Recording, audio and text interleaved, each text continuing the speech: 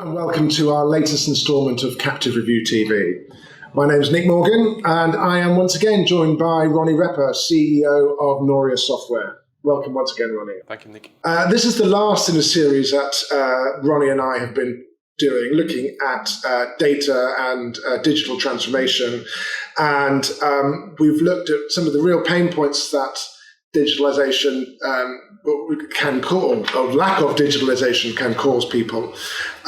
We've looked at the opportunities through analytics, maintenance and storage. And one of the things that Noria have created is a specific software called Insight Tool, and we're going to go a little bit further into that today. So, Ronny, Captive Review nominated you in 2022 for an award on the software solution side. Tell us about the tool itself and what it actually services for the market.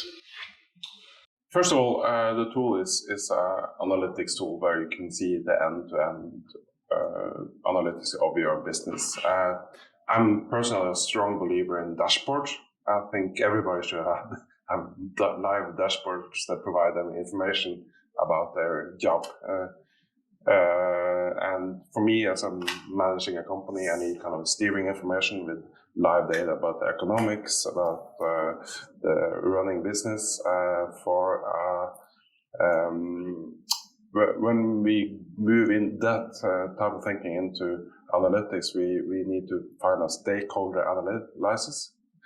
Where we analyze stakeholders to a captive, and of course you have the owner, you have the reinsurance market, you have the finally insured operations as the main stakeholders, and then we provide specific dashboards for each stakeholder with containing information that's relevant for them.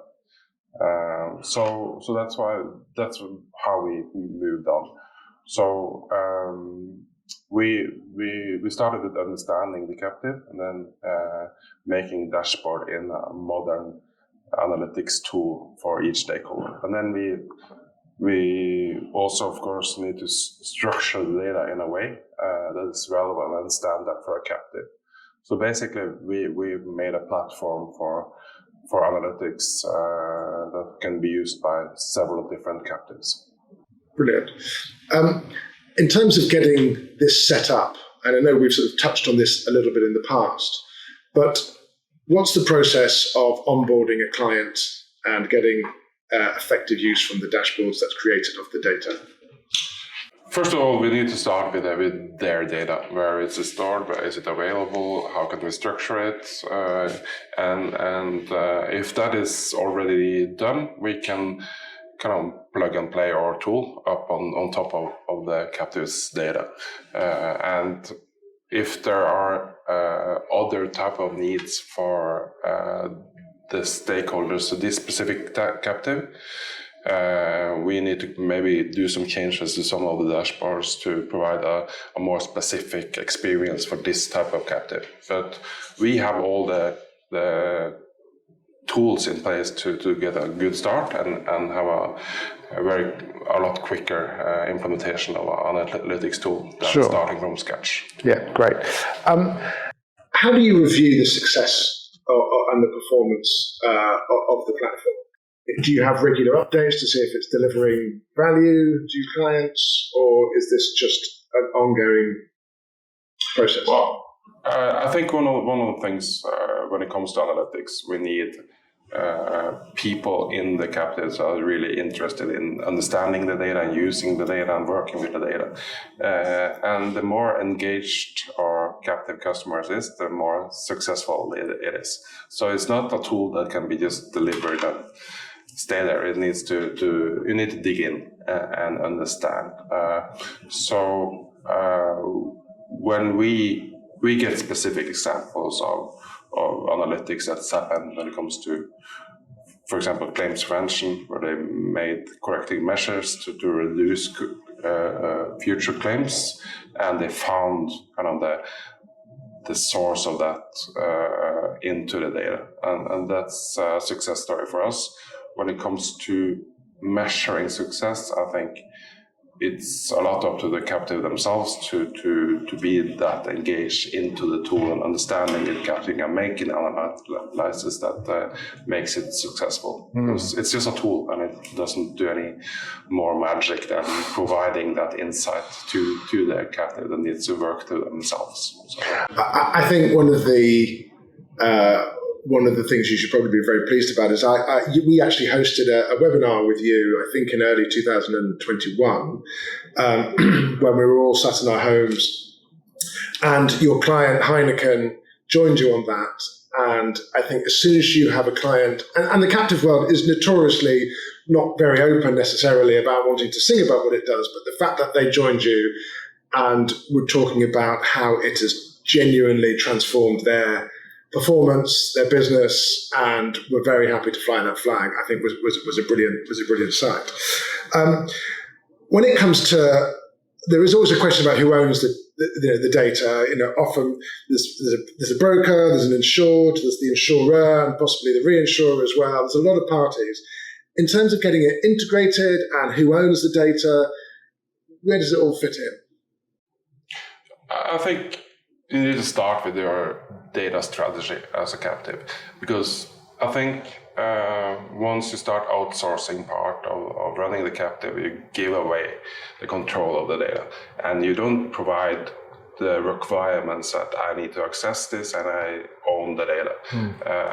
So I think you have to start with the basics and understand who has the data, who has access to the data, and how do you as the captive get that access immediately, not 2 weeks after you order some kind of extraction of data from your service provider. It needs to be accessed all the time, 24/7. Yeah. So it's pretty much up to the captive. The captive owns the data; it's their data. But you can give that ownership away by not doing your data strategy in a proper manner. Sure. I've attended many events this year. Particularly in Europe, ESG is clearly a hot topic, but I think data is the topic which has been spoken about more than anything else. And it's generally spoken about with a concerned, furrowed brow. So I can see that the insured, the captives themselves, who are managed by captive managers, reinsurance captives, whatever format they are, it's going to become an increasingly major topic of discussions. I know flippantly I said, what do people do about it? And you said that the first episode, call me. But can you give it any sense of timeline in terms of starting a process to being online and getting this reporting, real-time reporting? First of all, I'm very happy to hear that there is finally some movement when it comes to data and interest in how can we do this. And we have a lot of good examples on success stories on how to do it. So it's not that hard if you understand what you're doing and choose your service provider correctly. When it comes to kind of moving on with data and getting that first use case up and running is kind of the hardest part. And one of the hardest part is prioritization, is making sure that you take one step at a time. Yeah. Don't do a big bang trying to solve everything. So find your maybe 2-3 most important use cases, implement those, and then learn from that, and then add on with new use cases. That way you reduce cost of your first implementation, you get results quickly, and then you should probably have results from that first project within a couple of months. Because you have a specific use case, this person needs this type of analytics, do it. And move on and learn from that and add new use cases in an incremental sense. So I would say it's possible to get results very quick if you do it in the right way. We talked in the last episode about captives wanting to become a centre of excellence. Most captives, however, are a cost centre. They try and drive efficiencies, but they're seen as a cost centre rather than a profit centre. Will they have funding for this? Should it be cost efficient ultimately? Yeah, I think we should raise the bar. As I said earlier, I think it's motivating for the captive to be part of that operation, having higher target for them, and working together. Once you're a cost center, there's something with your motivation, and I think at the early stages of digitizing in the insurance industry as a whole, the IT was the cost center and the business side was the one earning money, and IT was a necessary evil. I think we have moved on from there, where we are working together. Everybody understand we need to work together to provide technology to the business to make better solutions for our clients. And I think that should also be a mindset that Captive adapts, that we are working together. The potential value that a Captive can provide is really high, and then we should measure them on business value. So I think we should raise the bar and require more from our captives. Sure. I've used it as I've demoed what the tool is, and looking at the business intelligence you can get from it. You've mentioned the interaction with stakeholders as well. It does, the system is extremely simple. And I'm a little bit like you. I am a lover of a dashboard as well. It tells a huge amount of information in a very easy to consume way. Regulatory reporting is also pretty crucial, however. How does this integrate with different regulatory requirements in lots of different countries? Lots of captives often work across multiple nations.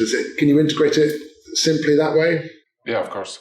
So the reporting is just set rules for this is the way we want the data, and having the data in place for first, the applying those rules is the easy phase. So that's something that we do, and of course. Everything starts with in Europe with Solvency II, and then we add new kind of regulatory into different regions and more information. But that's just different way of extracting the data, and it's not complex. Yeah, there are a number of firms who are championing this. You've been around for many years. Why are there not a whole lot more firms already doing this? Why the delay?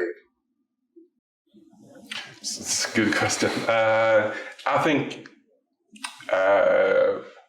the business need, as we said, it is hard to get going. But once you get going, you can see the result is getting more and more motivating. So you need a good plan, you need a good strategy for data, you need a good implementation, and then getting results of that. And a lot of captives have failed, and the motivation is really low to move on, while others see it as a kind of very different thing to start with. So then they don't know how to take the first baby steps towards this. And as I said earlier, learn from others in the industry, from the insurance company that has been through all of these steps and are really on top of the digitalization stairs when it comes to moving on. It's a lot to learn from insurers that have done this before, that is not captives. So for me, it's just start moving on and take the first steps, and don't do it in a big bang, doing it step by step as a long-term plan to become more and more digital as a captive. And I wonder as well if the generational influence of the people running these captives as well, less familiar with, they've done it the same way for many years, and the change is quite a daunting thing. But I encourage all the captives listening to this to explore the options that are available, because for me it just seems like an absolute rite of passage that this needs to be the way that you operate. It does drive efficiencies. I've seen the effects of it, and everyone who's adopted these methods are truly flag wavers for it. So Ronny, for now, it's been a brilliant series learning about this from you, and where Noria can offer this service, and I think they do it as good as anybody I've seen in the marketplace. So should you need to get in touch with Ronny or any of the staff at Noria, you can visit their website at noria.no. But once again, for me and from Ronny, it's goodbye, and we'll see you again in the next episode. Thank you. Goodbye.